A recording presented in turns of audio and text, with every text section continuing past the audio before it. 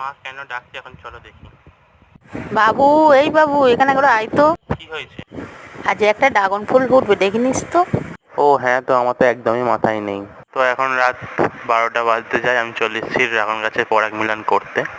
তো ড্রাগন গাছের এই মাঝখানে যেই গর্ভমুণ্ড নাকি একটা আছে, তো এটাকে আমি এবারে যেই পরাগটা নিয়ে আমরা কিন্তু এই গর্ভমুণ্ড দিয়ে দেবো, এর ফলে কিন্তু পরাগ মিলনটা হয়ে যাবে।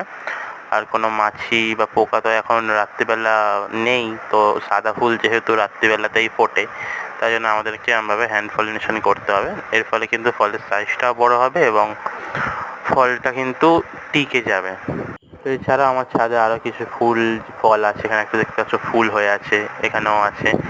এছাড়াও কিছু ফল হয়ে আছে, ওই যে দেখা যাচ্ছে একটা ফল, এছাড়াও কিছু ফল পেকে যাচ্ছে। ড্রাগন ফুলটা আমাদের এখানে যেহেতু কয়েকদিন ধরে বৃষ্টি হচ্ছে, তাই জন্য এই ফুলটাকে আমি একটু পরাগ মিলন করে আর প্লাস্টিক দিয়ে বেঁধে দিচ্ছি, যাতে ফুলটা যাতে বৃষ্টির জল না পেলে যাতে ঠিকঠাক থাকে। তোমরা যারা নতুন যারা ভিডিও দেখছো, তারা গাছ সম্পর্কিত নানান রকম ট্রিক্স অ্যান্ড টিপস পেতে চ্যানেলটিকে সাবস্ক্রাইব করে দেবে।